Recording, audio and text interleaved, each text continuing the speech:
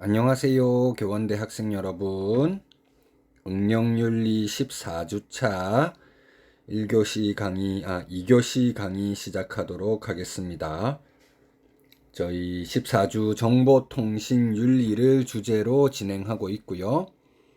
정보통신윤리 중에서도 실제 중요하기도 하고 여러분들이 시험장에서 만날 수 있을 만한 주제 AI, 인공지능 윤리와 관련한 내용을 하고 있습니다. 그것에 대한 예비적인 단계로서 1교시에는 4차 산업혁명에 대해서 살펴봤었고요. 4차 산업혁명의 여러 가지 핵심 기술들 가운데 가장 중추적인 역할을 하고 있는 것이 디지털 기술, 인공지능과 관련될 수 있는 내용이기 때문에 이제 본격적으로 인공지능 AI에 대해서 살펴보도록 하겠습니다. AI, 인공지능이라고 하는 건 4차 산업혁명 검색어를 넣으면 연관되는 검색어로 가장 많이 등장하는 것이죠. 그래서 최근에 이제 이 용어를 사람들이 굉장히 빈번하게 사용하고 있는데 실제 이 용어 자체는 거의 반세기 정도 전부터 사용되어 온 것이라고 합니다. 1956년, 굉장히 오래전이죠. 다트머스 콘퍼런스에서 인공지능이란 용어가 최초로 등장을 했고요. 그보다 6년 앞서서 발표된 튜링의 논문에서 AI에 대한 아이디어가 이제 사용되었다고 합니다. 이 튜링이 6년 전 그 논문에서 AI라는 표현 자체를 직접 쓰지는 않았고요. 러닝 머신, 배우는 기계라는 표현을 통해서 인공지능이 가지고 있는 게 학습하는 것이잖아요. 스스로 학습한다. 이 부분이 이제 널리 회자되고 있는 내용이기도 하죠. 우리가 보통 지능이라고 하면 합리적인 사고를 통해서 문제를 해결하는 능력, 이렇게 많이 생각을 하죠. 그리고 인지적인 능력, 학습, 추론, 이런 능력들을 다 포함하는 포괄적이고 총체적인 능력으로 지능을 이야기하고 있습니다.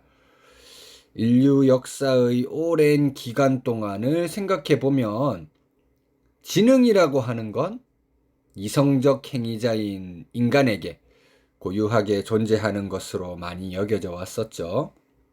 그런데 과학기술의 발전은 여러 가지 기계들 탄생시키면서 그 결과 인간의 지능을 모방한 기계의 가능성 또한 창출한 것입니다.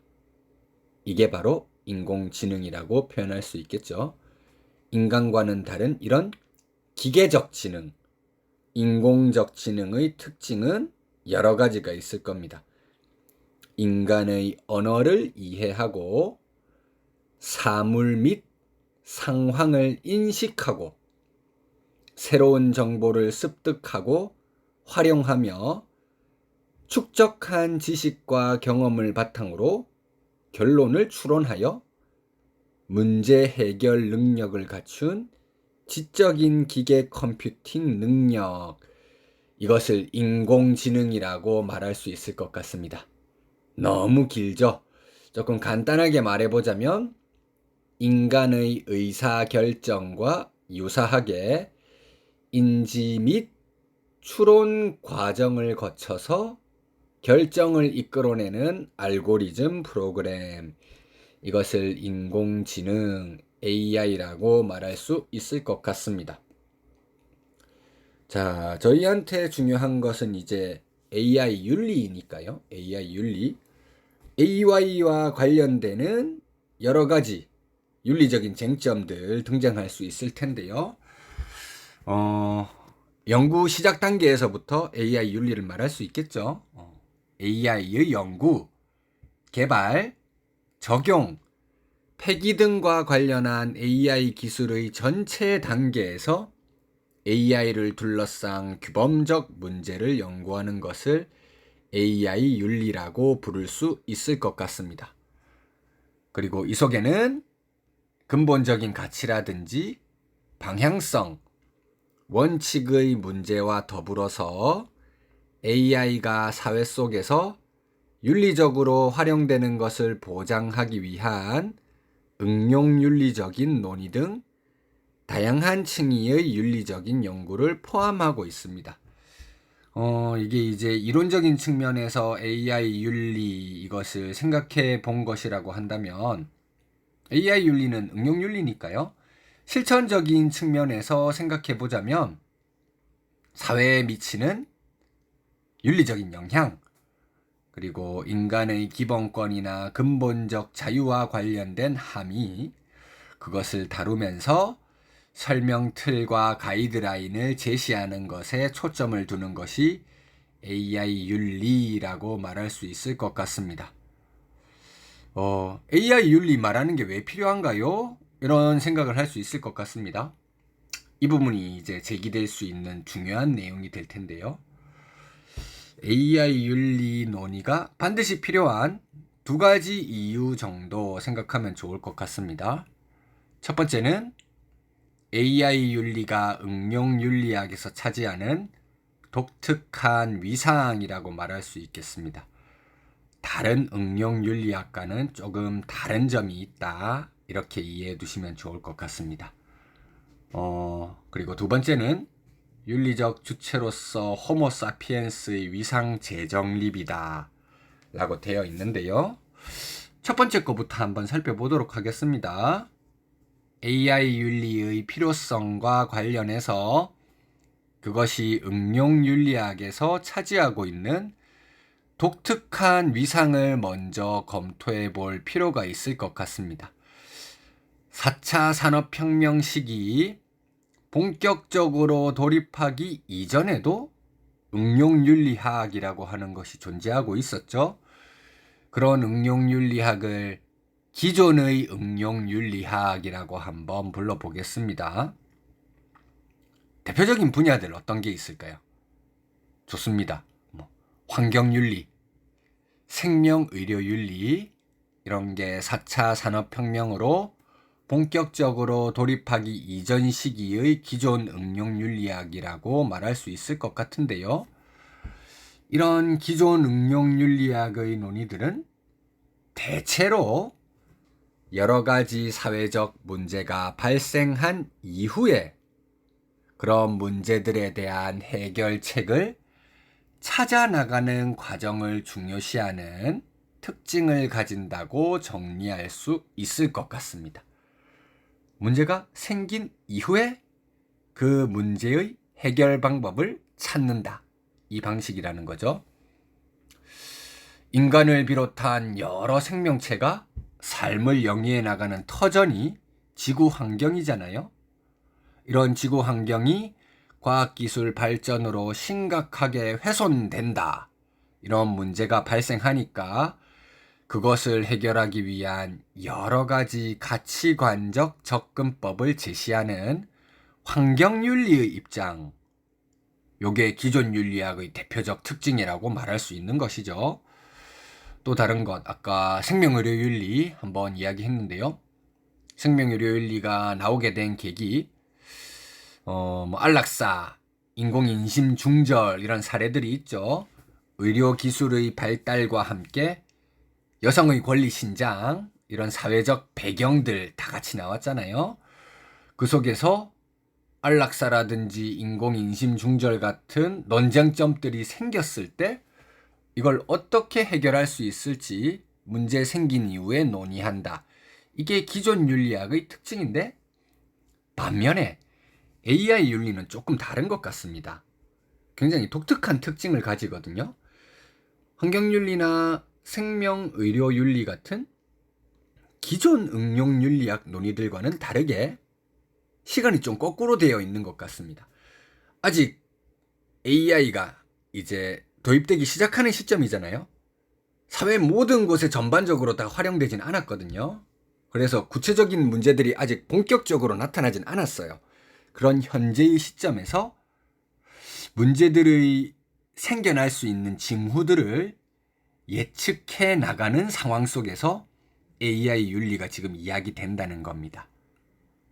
시점의 차이가 있다는 거죠. 기존 윤리는 문제 발생한 이후에 해결책 찾는 건데 AI 윤리는 아직 구체적인 문제점이 생긴 것도 아닌데 어떤 것들이 생길지 미리 예상해 가면서 윤리적인 논의들을 한다는 점, 그 부분이 독특하니까 기존 응용윤리 논의 그대로 끌어다 쓰면 되지 않느냐 이렇게 말할 때 그거 아닙니다. AI 윤리를 좀 별도로 이야기할 필요가 있습니다. 이렇게 대응할 수 있다는 것이죠. 그 다음 이제 두 번째, 저희가 아마 과학기술과 윤리 3주 동안 하면서 두 번째 주였던 것 같습니다. 한스 요나스 한 주 동안 강의했던 적이 있었죠. 거기서 한스 요나스가 과학기술이 발달해 나가는 여러 가지 단계들을 진단하면서 그 단계들이 가지고 있는 의미 언급하는 내용 제가 설명해 드린 적이 있었죠. 그 중에서 호모 사피엔스에 대한 호모 파벨의 승리, 기술을 만들어낸 것은 인간이었지만 오히려 인간이 기술의 노예가 되어버리는 시점, 무슨 기술 단계라고 했었는지 기억이 나시나요? 좋습니다. 정보통신 기술 분야였죠. 불교에서 많이 쓰는 말인데요. 땅바닥에 넘어지면 일어나야 되잖아요. 일어나려고 하면 넘어진 그 땅을 짚고 일어나야 됩니다. 지금 우리한테 문제가 되는 시기가 정보통신의 시기이기 때문에 오히려 이 시기, 위기를 기회로 만들자. 이런 방식으로 필요성을 말할 수 있다는 것이죠. 아무리 AI의 시대가 본격적으로 도래한다고 가정한다고 할지라도 여전히 윤리 실천의 주체는 인간일 것입니다.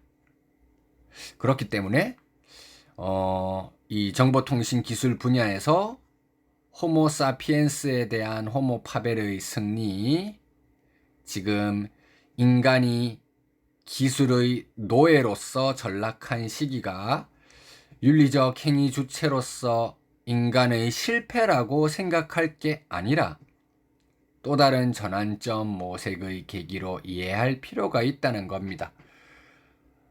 제4차 산업혁명, 인공지능의 시대에서 현재의 급변하는 상황은 우리에게 위기를 극복할 새로운 윤리적 방책을 찾는 제도약의 시점으로 이해될 수 있을 것 같습니다. 자, 그렇게 기억을 해두시면 좋을 것 같고요. 그러면 이런 AI 윤리 어떤 방식으로 논의되고 있느냐, 다양한 윤리적 원칙들을 제안하고 있는데 대표적인 거 두 가지 정도를 한번 살펴보고 이 두 가지를 종합해서 하나로 요약해가지고 이야기하면 좋지 않을까, 그렇게 구성을 해보았습니다. AI 윤리 원칙과 관련해서 이제 외국에서 발표하고 있는 유명한 원칙 하나, 그리고 우리나라에서 개발한 유명한 원칙 하나, 이렇게 두 개를 소개해 드리고요. 각자가 비슷한 내용도 있고 사실 비슷한 내용을 조금 다른 방식으로 이야기하기도 하고, 이렇게 해서 둘을 소개해 드린 다음에 적절하게 합치는 게 제일 좋을 것 같거든요. 첫 번째는 이제 EU에서 발표한 신뢰할 만한 AI의 4가지 윤리 원칙입니다. 첫 번째는 인간의 자율성 존중 원칙. 굉장히 잘 알려져 있는 윤리 원칙이거든요. 그래서 이거는 한번 쭉 읽어보는 게 중요할 것 같습니다. 인간의 자율성 존중 원칙은 인간과 AI의 상호작용 가운데 인간은 스스로 민주적 과정에 참여할 수 있어야 하고 인간 자신의 결정을 내릴 수 있어야 한다. 아까 1교시에서 4차 산업혁명 시대에 AI의 장점으로 다양한 지식, 이론적 데이터가 늘어난다. 쓸데없는 편견이 개입할 수 있는 여지를 줄여준다. 이렇게 말하면서 그것에서 따라 나올 수 있는 부작용으로 너무 데이터가 방대해지니까 인간이 AI가 내린 결정에 대해 이해하기 어려워지고 AI에 종속될 수 있다. 이런 방식으로 이야기했는데요. 결코 그렇게 되어서는 안 된다는 것이죠. 어디까지나 인간의 자율성은 보장되어야 한다는 겁니다. AI 시스템은 인간을 억압하거나 강요하는 방안으로 설계되어서는 안 되며 오히려 인간의 지적, 사회적, 문화적 기술을 향상시키고 강화하도록 설계되어야 한다는 것입니다. 인공지능 관련해 가지고 여러 가지 디스토피아 영화들 보면 인간이 개발한 인공지능, 아마 인공지능이 탑재되어 있는 로봇과 같은 그런 새로운 존재들이겠죠. 인간에게 봉사하지 않고 오히려 인간을 지배하려고 하는, 인간을 타율적인 존재로 만들려고 하는 그런 여러 가지 작품들이 있는데요. 그걸 경계하는 모습이라고 할 수 있겠죠. 그 다음 두 번째 원칙, 해악 금지 원칙입니다. 응용윤리 분야에서 대부분 윤리 원칙 만들 때는 항상 포함되는 내용이죠. AI 시스템이 해악을 발생시키거나 인간에게 불리한 영향을 미쳐서는 안 된다. 무고한 사람에게 피해를 주어서는 안 된다. 근데 여기서 이유의 신뢰할 만한 AI 네 가지 윤리 원칙은 인간에서 좀 확장되는 해악 금지 원칙을 말하고 있습니다. 두 번째를 보도록 할까요? 금지되는 해악은 단순히 인간 차원에 국한되는 것이 아니라 모든 생명체를 포함한 자연 환경에 대한 해악도 포함되어야 한다. 이건 굉장히 바람직한 윤리 원칙이라고 할 수 있겠죠. 인간 위주로 생각하는 것이 아니라 자연 전체에 대한 고려도 포함되어 있는 원칙이라는 겁니다. 그 다음 세 번째는 공정성 원칙인데요. 공정성 원칙은 두 가지 차원으로 나누어집니다. 실질적인 차원과 절차적인 차원. 절차적인 차원은 뭔가 문제 생겼을 때 그거 어떻게 처리할 수 있느냐, 이것과 조금 관련되는 느낌이에요. 먼저 실질적인 차원부터 보겠습니다. 실질적 차원에서 공정성을 위해 AI 시스템의 교육, 재화, 서비스, 기술 등에 대한 접근에 있어서 평등한 기회가 부여되는 사회적 여건을 조성해야 한다. 저희 지난주에 생명의료윤리 할 때 두 번째 시간에 분배적 정의, 그거랑 관련되는 거죠. 분배적 정의. 분배적 정의 중에서도 실질적 정의에서 결과적인 정의와 절차적인 정의로 나눌 수 있었죠. 결과적 정의라고 하면 기본적인 의료 자원, 이런 서비스는 모든 사람에게 돌아가야 한다. 그거랑 연결될 수 있는 내용인 것 같습니다. 여러분 학교 다닐 때는 아마 안 그랬을 텐데 지금 제가 근무하고 있는 학교, 그리고 제가 알기로 전국적으로 아마 코로나 시대가 촉발한 그런 형태인 것 같습니다. 모든 학생들에게 1인 2일 디지털 기기가 다 보급이 되어 있거든요. 당연한 이야기죠. 사실 집에서 가정 온라인 학습하라고 하는데 디지털 기기 없는 상태에서 들을 수가 없잖아요. 집에 가족, 형제, 자매들이 3명씩 4명씩 이렇게 있는 집에 컴퓨터가 한 대밖에 없다면 한 명만 수업 듣고 다른 애들은 못 듣는 거죠. 1인 1 디지털 기기 다 돌아가는 거, 그거랑 비슷한 느낌입니다. AI와 관련된 모든 기회가 평등하게 가는 것, 이게 실질적인 차원이고요. 그 다음 절차적 차원의 공정성은 AI 시스템과 그것을 운영하는 사람이 내린 결정에 대해 이의를 제기하거나 배상을 청구할 수 있는 방법이 마련되어야 한다. AI 운용하는 과정에서 뭔가 문제가 생겼을 때 이 문제를 고치기 위해 배상을 청구할 수 있는 그런 공정성 말하는 겁니다. 실질적 차원과 절차적인 차원이 어떻게 다른 건지 좀 쉽게 이해가 가시죠? 네 번째는 설명 가능성 원칙. 사실 인간의 자율성을 존중하기 위해 이게 필수적으로 전제되어야 하는 내용이라고 할 수 있습니다. AI 시스템이 과정이 투명해야 하고 AI 시스템의 능력과 목적이 공개적으로 밝혀져야 하며 최대한 가능한 방식으로 AI 시스템의 결정들이 그것에 직간접적으로 영향을 받는 모든 사람에게 설명될 수 있어야 한다. 저희가 아마 OT 말고 그 다음 주 2주차였던 것 같습니다. 도덕 원리가 가지는 일반적인 특징들 이야기할 때 공지성, 그것과 관련한 내용으로 좀 유사하게 이해하면 쉽게 이해가 되실 것 같습니다. 비밀 도덕이 되어서는 안 된다는 것이죠. 투명하게 공개적으로 밝혀져야 한다. 이런 내용으로 이해해 주시면 되겠습니다. 자, 이게 EU고요. 우리나라 것도 하나 봐야 되겠죠? 한국정보화진흥원 지능정보사회 윤리 가이드라인의 4대 원칙. 유사한 측면이 많이 있습니다. 첫 번째, 공공성. 지능정보기술은 가능한 많은 사람에게 도움을 주어야 하며 지능정보기술에 의해 창출된 경제적 번영은 모든 인류의 혜택을 위해 광범위하게 공유되어야 한다. 공정성, 이것과 조금 비슷한 느낌을 가지고 있죠. 그 다음 책무성. 책임이라고 표현 안 하고 책무라고 표현한 게 특징적인 내용이죠. 지능정보기술 및 서비스에 의한 사고 등의 책임 분배를 명확히 하고 안전과 관련한 정보 공유, 이용자 권익 보호 등 사회적 의무를 충실히 수행해야 한다.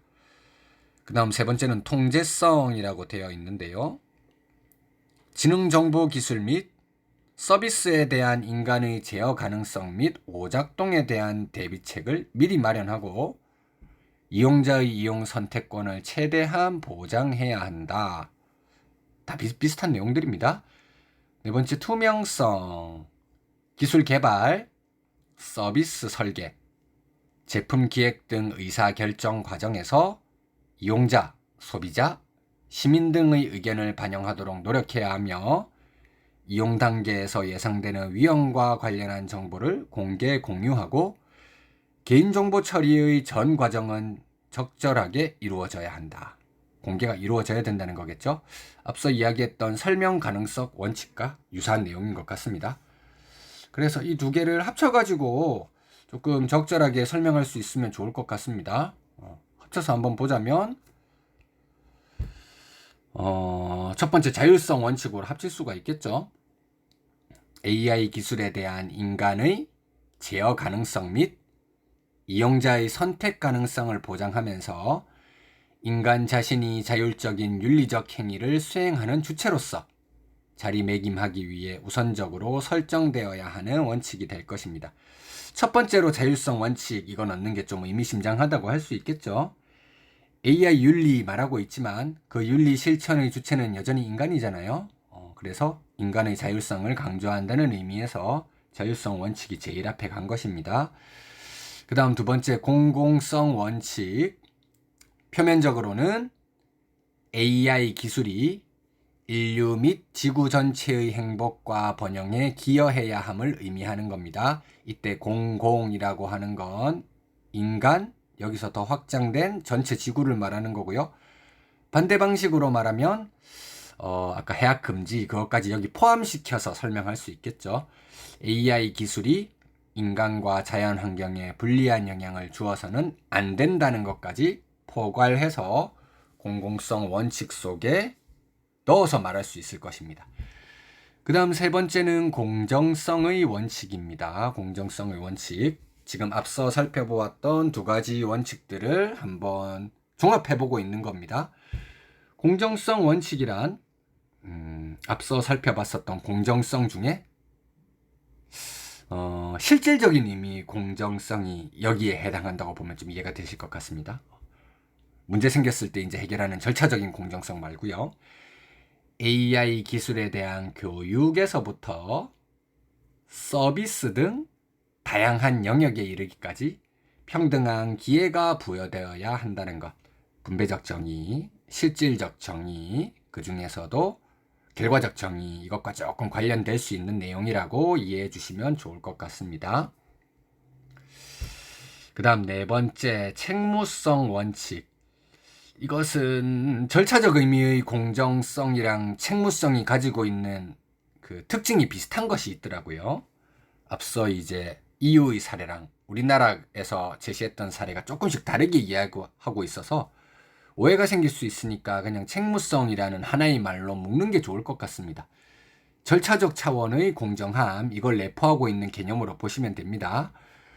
AI 시스템 운용 과정에서 발생하는 오작동 문제에 있어서 책임 소재를 명확하게 해서 관련되는 당사자들 사이의 권익 추구에 있어 결함이 발생하지 않도록 하는 역할. 이게 책무성 원칙입니다.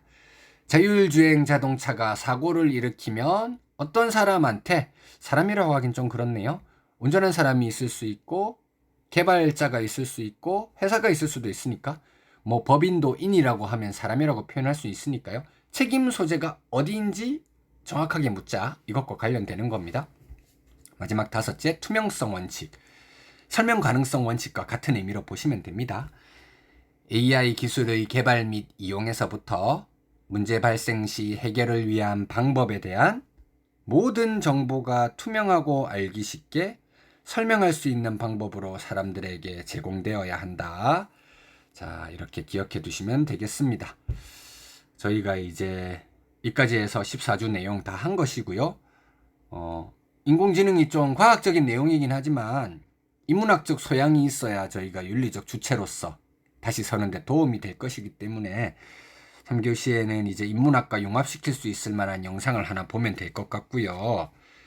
이제 마지막으로 기말고사 공지를 드리도록 하겠습니다. 저희 청남사이버 공지사항에도 이미 게시해 두기는 했는데요. 15주 저희 월요일 수업이니까요. 12월 5일 월요일 원래 강의하는 시간인 오후 7시, 거기서 8시까지 1시간이면 충분히 칠 수 있는 문항으로 출제를 했습니다. 비대면 아닌 대면으로 하니까요.